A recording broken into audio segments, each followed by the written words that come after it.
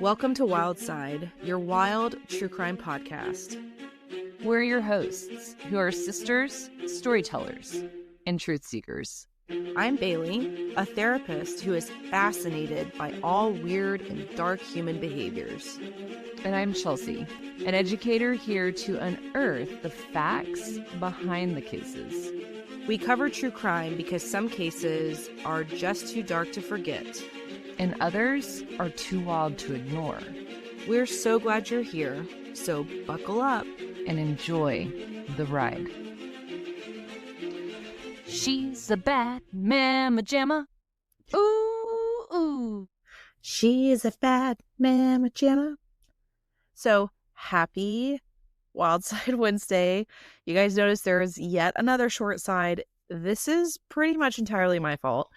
I told Chelsea that I was going to work on the next case, and I just completely ran out of time. I didn't time well this last week between Halloween and then my daughter is getting into a bunch of sports, and we just didn't have time. So I'm so sorry, but we didn't want to go completely without giving you guys an episode, so we just figured we'd give you another short side, which is fun, and then we'll kind of dig back into it next week. Yeah. No, and honestly, I think these are great. So I told Bailey, I was like, let's do the theme of She's a Bad Mama Jama. And according to my AI overview, Bad Mama Jama is slang for a confident, impressive, and attractive woman. And the phrase comes from the 1979 Carl Carlton song, She's a Bad Mama Jama. She's built. She's stacked.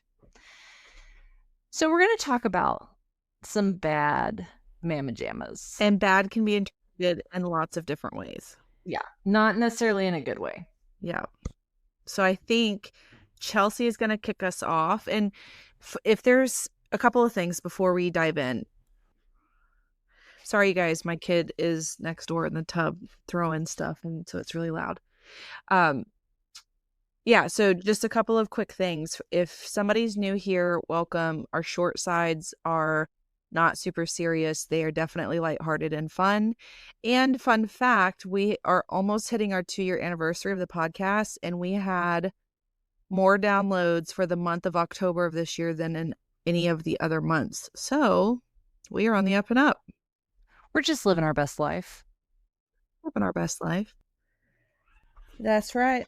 All right. Well, without further ado, we're going to give it on over to Chelsea, and she's going to do her thing. Yeah. So our first case is going to take place in a tiny Hallmark Channel in real life town called Dixon, Illinois. And the population is about 15,000. Fun fact, it's the birthplace of Ronald Reagan. Oh, okay. But how fun. Can you imagine Dixon, Illinois? It sounds like a Hallmark Channel. If it had springs behind it, like Dixon Springs, Illinois, then it would absolutely be a Hallmark Channel town. Absolutely. And it's just your typical small Midwestern sweet little town. And within that town, there was a woman by the name of Rita Crundwell. Now, Rita started working for the city as a teenager, literally just delivering papers and running errands. And the mayor at the time said she was such a hard worker that they gave her more responsibility, which is what every person wants for a teenager.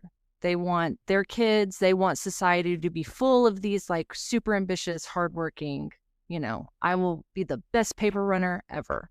And she really was. And all of her hard work paid off. And she eventually became the treasurer, but then also the comptroller. The comptroller? She trolled cops? No, the comp. The comptroller. Okay. She sat on her computer and like, nah. thin blue line, more like big fat blue line, fatty. Like, what? Right? Guess it's Salisbury Steak Week at his house. Blah, you know? Yeah. No, they let her be both. They let her be the treasurer and the comptroller for the city. Okay. And basically they gave her total control over the city finances. Oh. Right? So checks, she wrote them. Okay. Bank statements, she picked them up. Budgets, guess who made them? That would be Rita. And oversight, yeah. They didn't need to. She had been with them since she was a teenager, right? I mean, she just was very charismatic. She was super hardworking, friendly, all the things. She just was a great little Midwestern gal.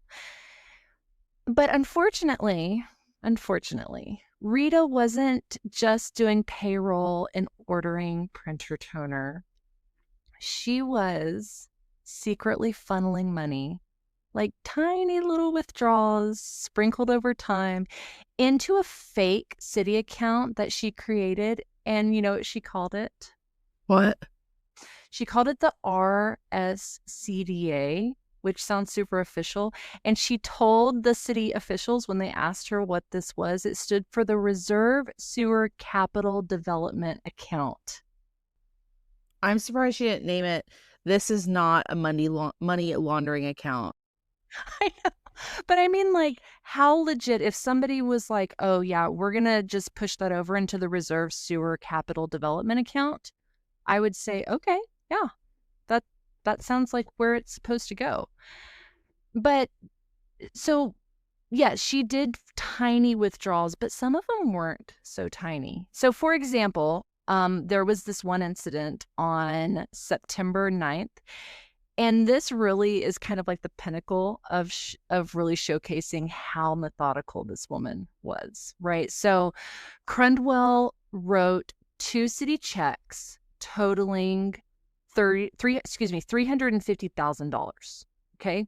She deposited them into a city fund, then immediately wrote another check to quote unquote treasurer, right?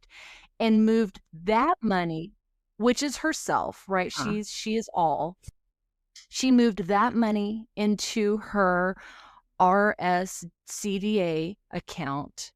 And she even backed it up with a fake invoice claiming it paid for a non-existent sewer project.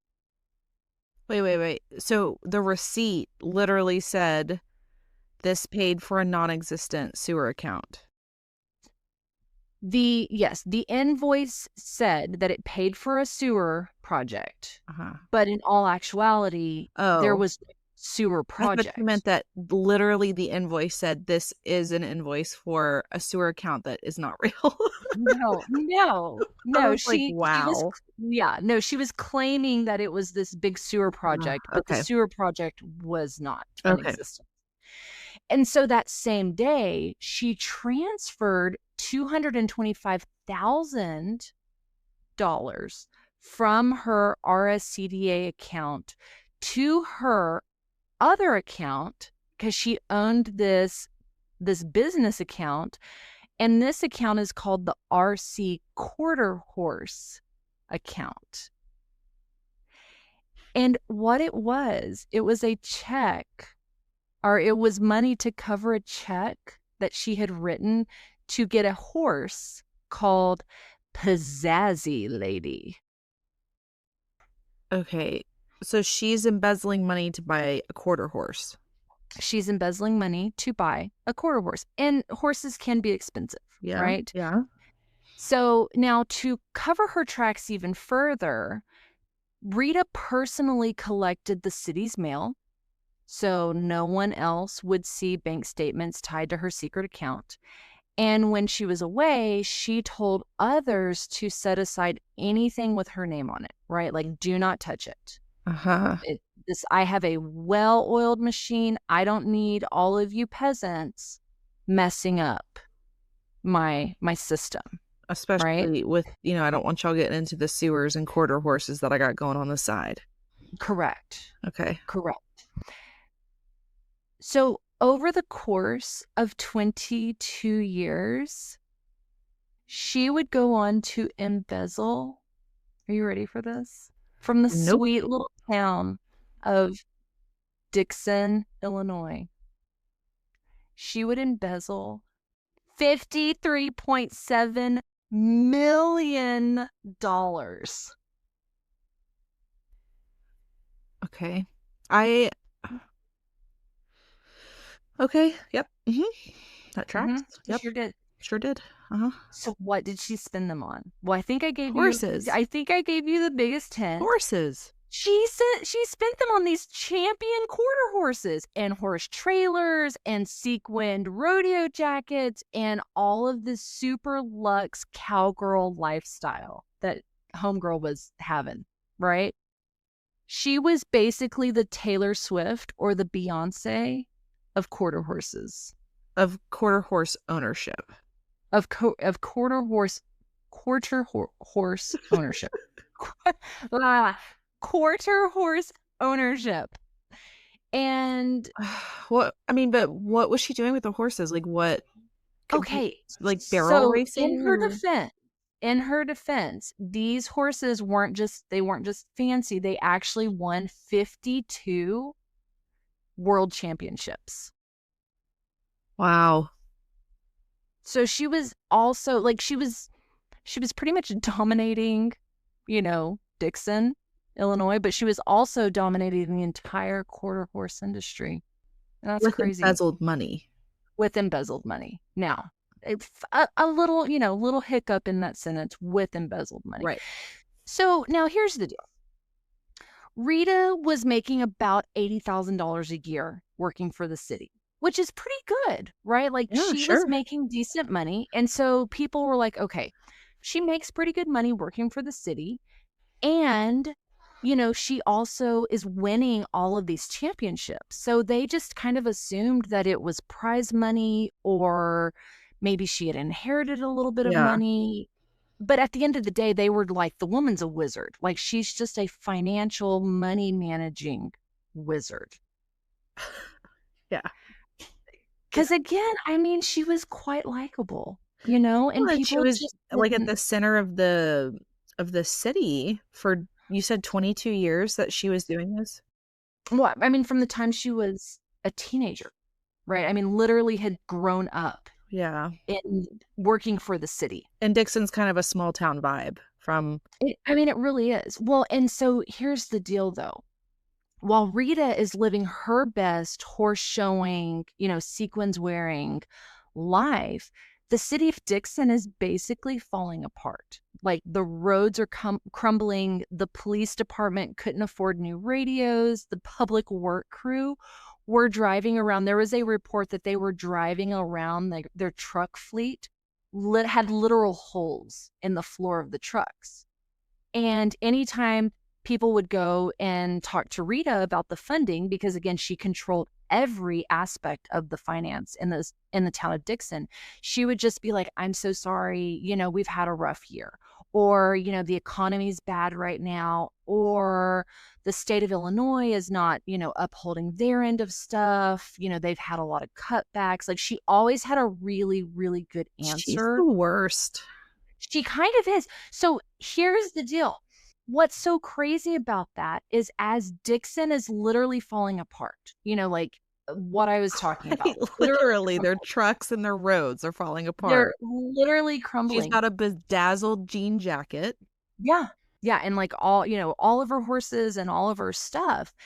And, again, she keeps repeatedly blaming, like the state payments are delayed or the economy is bad. And all of the officials believed her without question, right? They viewed her as this hardworking, loyal employee, just doing her best. Bailey, she's just trying to do her best to keep this town afloat under these crippling circumstances of, the economy these days. Right? And there was even a report, according to the NPR and the Chicago Tribune, that city staff often felt sorry for Rita convinced she was the one holding the city together, and they would actually apologize to her. Like, I'm so sorry, Rita, I'm so sorry that your job is just so taxing right now. No Stop pun it. intended. You Stop know? it.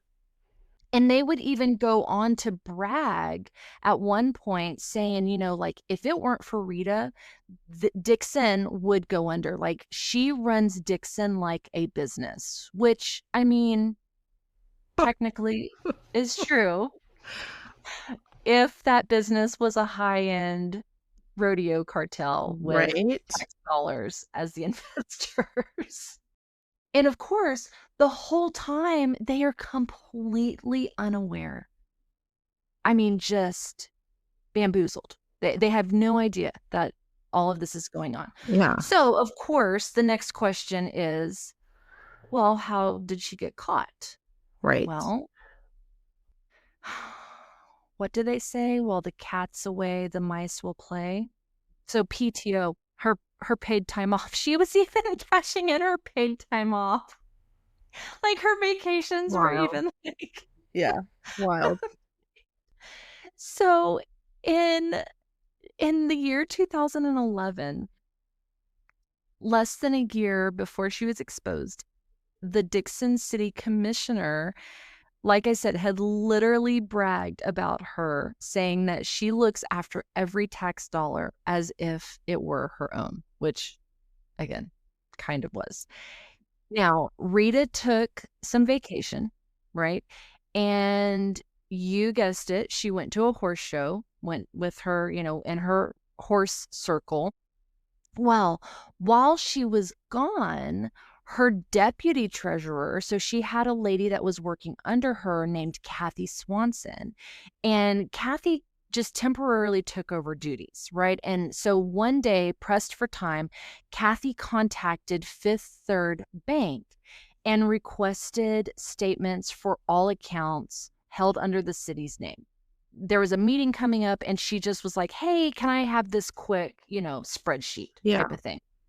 So in these documents, in the documents that she received, she noticed that there was this unfamiliar account labeled, again, this RSCDA, and she had never really heard of it. And as Kathy is reviewing the transactions, she quickly realized that, something is amiss. Something Oh, is could wrong. you imagine being that person?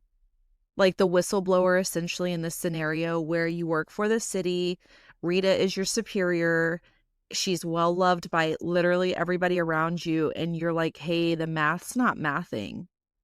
Yeah. So every part of this part of the case, like every person involved in this part of the case going forward, it's like living my worst nightmare.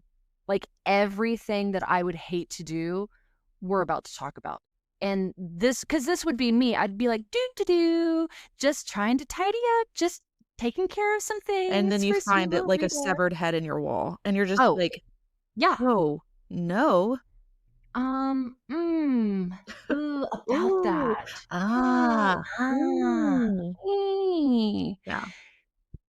So Kathy reviews the transactions, and she realizes that there are funds that are being used for purchases that had nothing to do with city business, right? Like horses, for one, and jewelry, luxury A items, bedazzled jean jacket with real a bit Swarovski crystals or something. with the fringe, With with the the fringe. fringe Yeah, going down the underarm part of it. Like it was all there. all of it.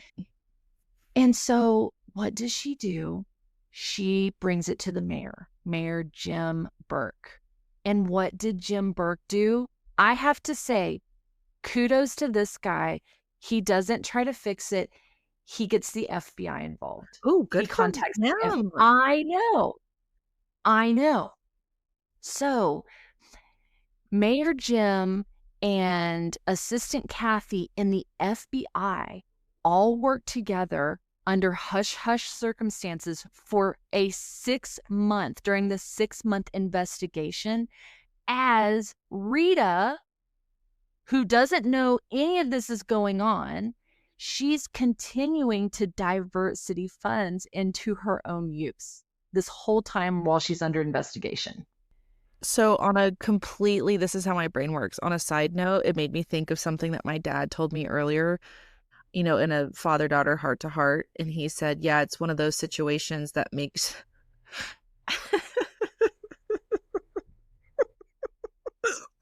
he said, makes your sphincter as tight as a drum, Yes. like a butt pucker. And I just said, and that's why you can't talk like that anymore. Like, you can't say things like that anymore. Yeah. But all of that to say, I bet living in that, knowing that you're like working with the FBI and dealing with Rita every day, like how anxious you have to be. Like I said, my literal nightmare. Yeah. My absolute, like, if someone were to be like, Chelsea, give us worst case scenario for you. And I would say my life as Kathy Swanson from, whatever, July of 2011 through, you know, like, every day she would be living my nightmare. Living Oh. my actual nightmare. So FBI, right? They are on the trail. They are on the money trail, and they are following this thing from fake invoices to secret transactions. And at the end of their investigation, they figure out that Rita stole, right? She embezzled $53.7 million. That is 28% of Dixon's entire city Oh my budget gosh. over the years. Like, poor sweet little Dixon, Illinois. What? That is tragic. It is tragic. And so there was one of the FBI agents literally said it was the most blatant municipal theft he had ever seen. So finally, April 2012, Rita is arrested, right? They have enough evidence. They've collected all the things. And she just pretty much was like no emotion, just like, no. Yep. Okay. Yeah. So of course it doesn't stop there, because then they raid her house, right? They have to get inventory of like, where has all this money gone? What does she have? Homegirl had like hundreds of horses that crossed over spanned over 2 states. She had custom horse tack, a $2.1 million motorhome, $350,000 in jewelry, rows of glitter I jackets. knew it. I knew. I knew that she had bedazzled jackets. I She freaking did. knew it. She did. She was living her 1994 dream. She Whatever. had 2 residents and a horse farm in Dixon, Illinois. She had a home in Englewood, Florida. Of course she did, right? She had 80 acres of vacant land somewhere out in, some county in Illinois. More than 4 dozen trucks, trailers, and other motorized farm vehicles, a 2005 Ford Thunderbird convertible. Do you remember when those were like a really big deal? And they were in all like the retro colors, and it was always like really kind of midlife crisis looking old guys that were driving them. She had one of those. Yes. Bailey. She had a 1967 Chevy Corvette Roadster, a pontoon boat, and then also approximately 2,224. Wait, sorry. She approximately $224,898 in cash from 2 bank accounts. This woman was doing way too much, and she was bored by this point. No, this is not. hashtag living her best life. Whatever. like Marie Antoinette let them eat cake. Like she was just like, yeah, it's fine, y'all peasants. I don't care. Yeah. Y'all can like figure it out. So they had to auction it all off, and they managed to recover about $12 million for the city. I mean, still a far cry from the 53.7 million she stole, but I mean, it's something. And despite all of this, at her sentencing, Rita didn't apologize to the citizens of Dixon, but she did apologize to her friends and her family. Like, ma'am, excuse me, the whole town was your victim. Whatever. The whole town. Whatever. So homegirl gets sentenced to like 19 and a half years in jail, which is always wild to me, right? I mean, I get it. Like if you kill somebody, that's a terrible, terrible act and you should get a long time in prison. But this was a terrible act. Like this was awful. 22 years? 28% of a city's income you stole Yeah. for your horse shenanigans? Yeah. Well, so after all of this happened, right, the scandal broke, the city of Dixon decides to hire a Chicago-based law firm, and this law firm is Power, Rogers, and Smith, to pursue legal actions against the auditors, bankers, and other, quote, gatekeepers who had failed to uncover Rita Crundwell's embezzlement. Ooh, plot twist. So, yeah, essentially they went after the banks who were like, yep, everything looks good. Everything checks out. And they won. No shit. Yeah. So attorney Devin Bruce, a partner at the firm, led the effort and ultimately secured a $40 million settlement for the city. Wow. Yeah. So Rita pretty much almost bankrupted Dixon. But then Dixon was like, guess what? We'll just find a really great lawyer and we'll sue somebody else and we'll get all of our money back. That's crazy. Yeah. Well, before you are like, that's crazy, do you want to hear the final plot twist? Yep. In December 2024, President Joe Biden commuted her sentence. What? Yeah. Like he pretty much was like, she's all right. She's good. I bet Dixon was like, whatever. They were like, whatever. I think so. I think she was just like, it's fine. Like, I don't really care. Yeah, but the town was probably pissed. Well, yeah, I would be. I'd I be would like, be well, pissed. let me tell you who she's not going to be working for. Me. Yeah. Don't you know? Hopefully she moved out of town because, like, don't serve her pie, No. in the local No. cafe. No, ma'am. You're not welcome No. here. Seats taken. You know what I mean? Seats, for sure. For sure. And I mean, I feel like the moral of the story is like, I don't know. Maybe don't trust anyone who has more horses than friends. Or more bedazzled jackets than Dolly Parton. Like, what? And if you ever get an invoice saying that you owe some, like sewer renovation project money, say near. Well, That's shout out federal. to homegirl, Kathy Swisher? What was her name? Kathy Yeah. Swanson? So yeah, Kathy Swanson. Yeah, good for her for being a whistleblower. It's why whistleblowers are important I know. and they should be So protected. there we go. All That's right, the Rita. That's way too much. Rita Cruel. Rita Cruel should be her nickname. Mhm.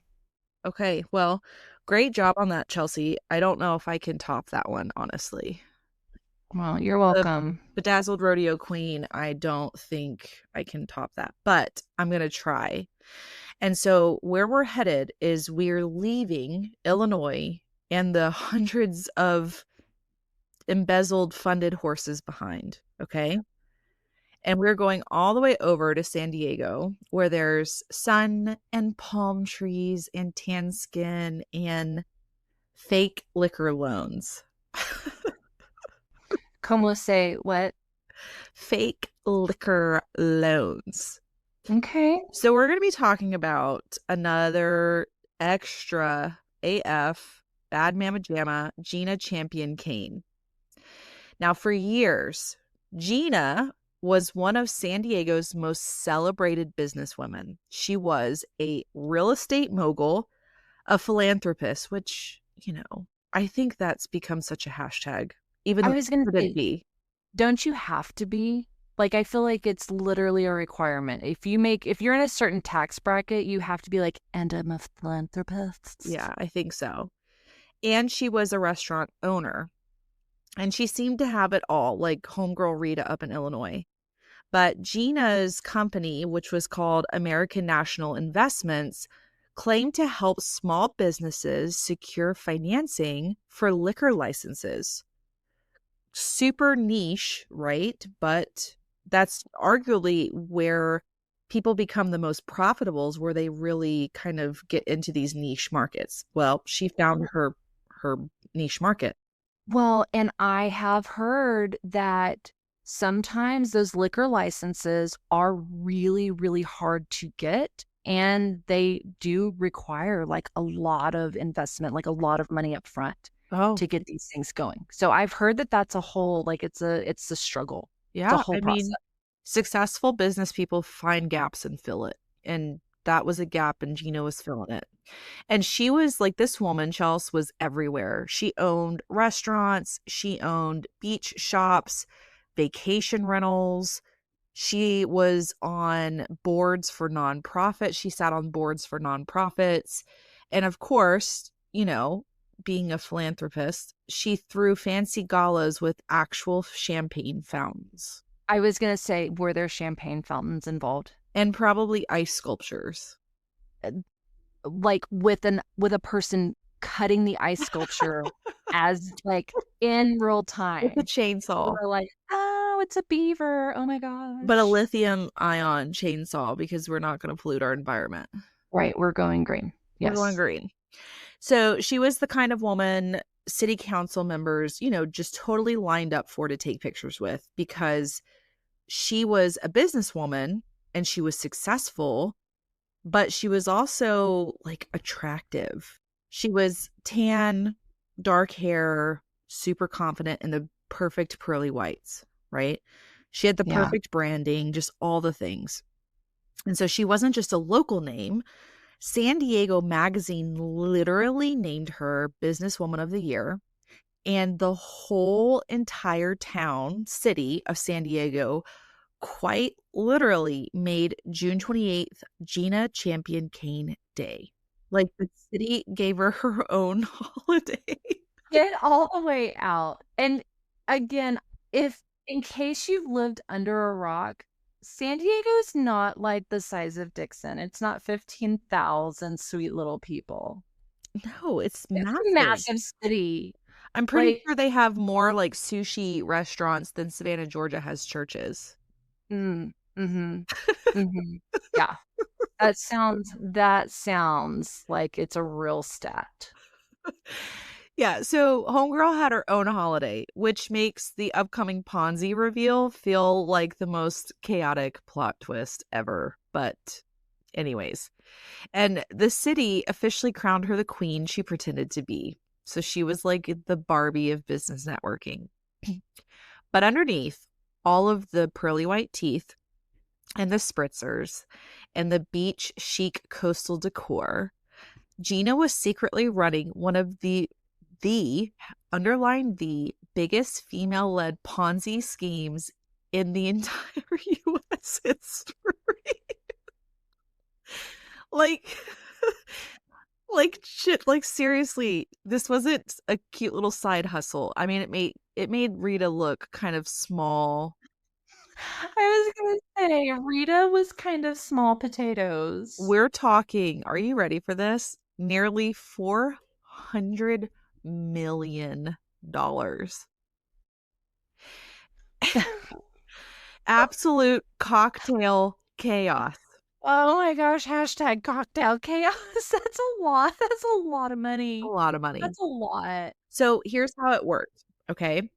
Between 2012 and 2019, Gina orchestrated what federal prosecutors would go on to call one of the largest fraud schemes in San Diego's history, for sure.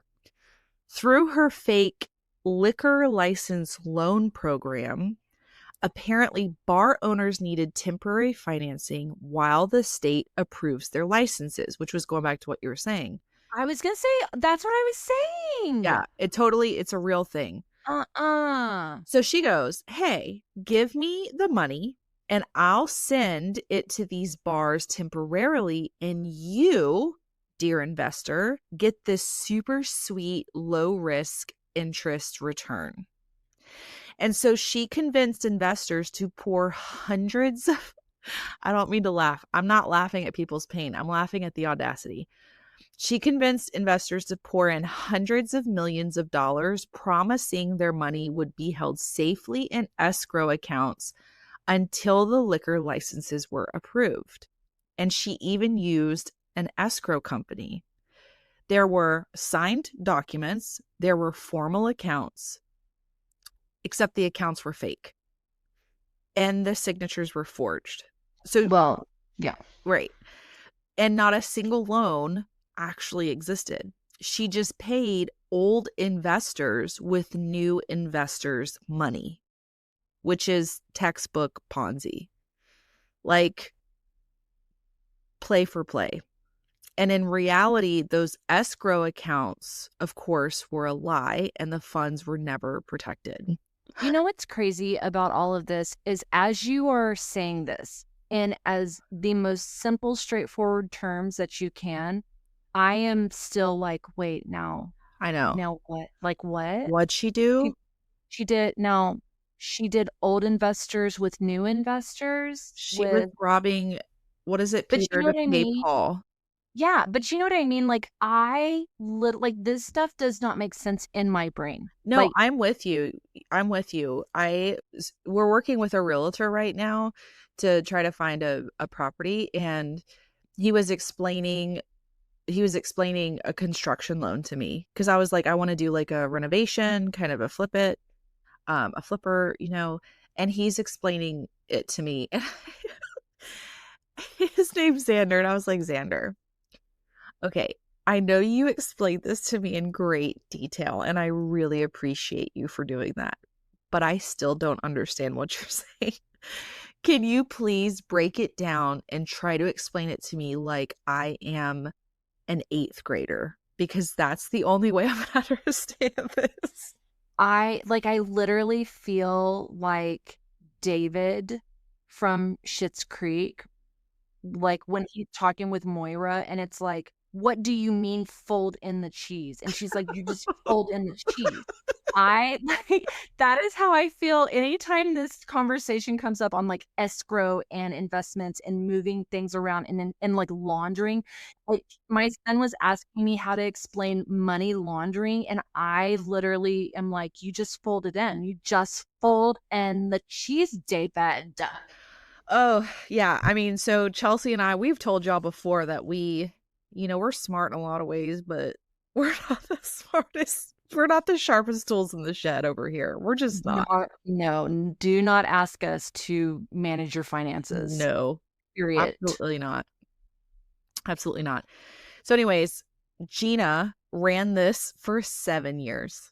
7 years she ran this. And the whole time, again, she's using investor money to buy her vacation homes, open restaurants. Well, she opened one chain called The Patio, and generally live her like powerful hashtag philanthropist California coastal woman fantasy. And so while all this is happening, the retirees out there are thinking like, yeah, I'm investing in local bars, I'm helping small businesses, when in reality, again, I'm not laughing at them. I'm laughing because I'm uncomfortable with their pain. When in reality, they're funding her beach house throw pillows. And you know that she gets one, like if Pier 1 was still open, that's where she would go. And White House and Black Market. I mean, And not to be Debbie Downer in this, but when you put it that way, like, these people are literally putting their life savings so that she can have beach house throw pillows. It just hurts my heart. Yeah, and that's the reality behind all of these all the schemes of people scamming money out of other people is like people are putting good faith, their hard-earned money into something that they believe is helpful for other people, for their city, for their town, for their whatever, and other people take advantage of it. And this was her, building this tequila powered empire that was a house of cards. You know what I mean? It just makes me sad when you said it that way, like funding her beach house throw I mean, pillows. literally, But that's what it's they were so doing. true. Yeah. And so finally, a whistleblower at an escrow company notices the paperwork looks just a little odd. There was the same signature in multiple places, duplicated forms, weird dates, all of it. So this escrow company calls it out and the SEC gets involved. And so the SEC is the Securities and Exchange Commission, and it's the federal government agency in the US that regulates financial markets and protects investors. So the SEC is kind of like not Southeast College Ball, right? We're not talking about that Right? The Southeastern Conference or Yeah, something like yeah, that. yeah. This SEC is Roll Tide. yeah, roll tide. Brr. This SEC is the watchdog of Wall Street in the investment world. So its job is to make sure that like companies, brokers, investment advisors tell the truth about their business activities and do not cheat or mislead investors. So very important. And so when the whistleblower blew their whistle and the SEC got involved, they started really circling around Gina around 2019. And so she and her co-conspirators, when they caught wind of that, they absolutely just started to panic, spiraling. They were shredding documents, deleting emails, literally hiding boxes of evidence. I mean, yes, of course, right? I'm like, this feels like every 1990s Tom Cruise, some movie that I've seen where they're just like, shred it all Yeah. now. Well, and this is the point when white collar becomes red collar in most cases, right? And we're going to That's be a good covering a point. red collar here in the next couple of weeks, but it's always a murder to cover up your own white collar fraud and embezzling and that kind of thing. That's a good And point. so just kind of for the record, right? There were 0 liquor licenses. 7 years, not a single one, not a enchilada, not a single bar ever got even a penny, which again kind of makes it worse, right? Because it wasn't even kind of legit. It was completely false from I was say like through and through. that hurts my heart, like, less than the throw pillows, but it's still that kind of hurts my heart. Like, at least invest some of it. Nope. Nope. Some Nope. of Not even it. a penny. Okay. Not even a little bit. All right, So she Gina. goes on to plead guilty in 2021, securities fraud and obstruction of justice, and she's now serving 15 years in federal prison, as she should be. And on top of that, the California Department of Real Estate opened its own case. Not only had Gina's crimes been tied to her business as a broker, but she had also failed to report her indictment and guilty plea, which is something every licensee is legally required to do within 30 days, right? When she ignored these official notices from the department, her case went into default. And by September of 2021, the real estate commissioner issued the final blow and her license was permanently revoked, as it should be. Now, Crispin Torres was the chief financial officer of one of Gina Champion Keynes's companies and played a key role in her $350 million Ponzi style investment scheme. He acted as Gina's financial right hand man and helped manage and conceal the flow of investor money, that was, again, supposed to be held in escrow for liquor license loans. But instead, her slimy co-dude who helped her through this helped divert those funds to cover expenses for her failing restaurants and retail businesses and to support her lavish lifestyle, which included, I'm sure, beaded throw pillows, luxury cars, jewelry, and box seats at professional sporting events. So were these people, I mean, was he married to her? Was this like a husband or a boyfriend? I honestly don't really know. I'm sure he got some sort of like financial cut from it. I'm not really sure. But going on falsified records, diverting funds, blah, blah, blah. Finally, in March of 2021, Torres was also sentenced to 4 years in federal prison after pleading guilty to conspiracy to commit securities fraud and obstruction to justice. So, yeah, I don't think that they were like romantically involved. I think he was just like I keep wanting to say a cohort, and that's not the word. Coworker's not the word, but a co-conspirator, I guess. Conspirator, which that's always wild to me as well, where it's like we were just business partners. I mean, they weren't though. Like there's got to be something. I'm always like there's got to be something going on. I don't know, maybe that was their bond, was their money. Maybe so.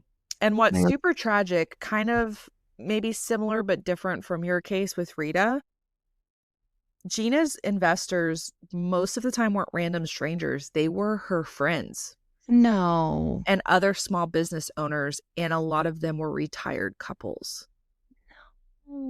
How does that's where I'm like, okay, Bailey, put on your therapist hat and like explain that to me. And I don't think you can. I don't think you can. I don't think you have enough letters after your name to explain how people can do that and sleep at night. Yeah. Well, and to top it off, so she's currently doing her time at a federal prison camp in North California, not like some maximum security, prison. It's more like glamping for these Ponzi fraudsters. And her tentative release date is January 2033. And when she gets out, she will have to pay restitution. And she will have to pay at least $250 a month. Well, Pay off a $400 million Ponzi scheme. I mean, this is where we feel bad for her because she lost her real estate license. As she should. How is she supposed to make any money? She lost her real She estate. will continue to scheme. 100% continue to scheme. I was going to say, I can see it. I can see Bailey putting on her therapist hat. Yeah. But like, she just can't. I mean, when you pull something like that for 7 years, I don't know. So Gina, in the end, was basically kind of like Rita Crundwell's crime soulmate. Rita stole like a whole town to buy horses and bedazzled jackets. And Gina stole investors to buy throw pillows and happy hour. Different vibes, same delusion. So we're all asking ourselves, what did we learn today? Chelsea, what did we learn today from good old Rita and Gina? I mean, for me, like if your town is broke, your trucks are literally like have holes in them, then maybe go ask questions with the person who has the fleet of horse trailers. A $2 million motorhome, maybe? Yeah. Who is also the city treasurer? If they wear bedazzled jackets, ask them what's up. If they have beaded throw pillows in their fourth beach house, yeah, you should ask them. Like, okay, but here's the deal though. Like, I get it. I feel like it's a little bit, even though they did not look into it like they should in Rita's case. In Gina's case, she lives in San Diego. a lot of people live that lifestyle and have legitimate funds. Yeah, I sure. can see how it was like, well, I mean, we just thought she was doing really well. Of course. Of course. Yeah. So I feel like those are a little bit less obvious than our small town criminals. Yeah. I just financial crimes make me really sad. Obviously, other crimes make me sad, but financial crimes make me sad in a different way because most of the time you don't get any of that money back. Like, the people don't get any of that money back. Right. Yeah. Because, I mean, if you think about it, and I don't know, I mean, I don't think anybody was personally hurt, if you will. And I hate to say like personally hurt, but like in Rita's case. But yeah, I mean, the city got funds back, but I don't know if any of the workers, I mean, I don't know. I don't know Yeah. if anybody else got what's it called? Retribution? Restitution. Restitution. There it is. I knew it was an R word. Yeah. Well, Well, that's our awful, I mean, kind of entertaining, but also tragic and awful cases for our she's a bad man. man, yeah. I always wonder, do you think, and we don't have to get into it, but do you think that women kind of fly under the radar more so than men? Do you think that society views women as like, oh, I don't think they would be capable of pulling off like a 400 million? I don't know because, like, there are people who come to my mind that are guys that I would think the same thing. Like, "Oh, Mhm. this dude's totally not capable of being one of those types of, like, greasy car salesman kinda, no offense, Yeah. but so I think it really is just it goes back to the presentation and the image management, manipulation, and the charm and charisma and all of that stuff. I think it just depends. It's a case by Yeah. case thing. I don't know. I don't know. That was kind of my thought, just thinking on like women who are totally capable of pulling and really too, like they both were attractive, charismatic. I Yeah, mean, they were all the things. They checked all of the all the sweet little check boxes. boxes. They were living their best life, you Yeah. know? Well, you guys, thanks for being patient with us this week. We've got fingers crossed we can get our interview out next week, and then we'll just kind of take it from there, go from there. So, as always, thanks for hanging out with us through this crazy and wild short side of a ride. Yeah. And we'll catch you on the wild side. Bye, guys. Later, Gators.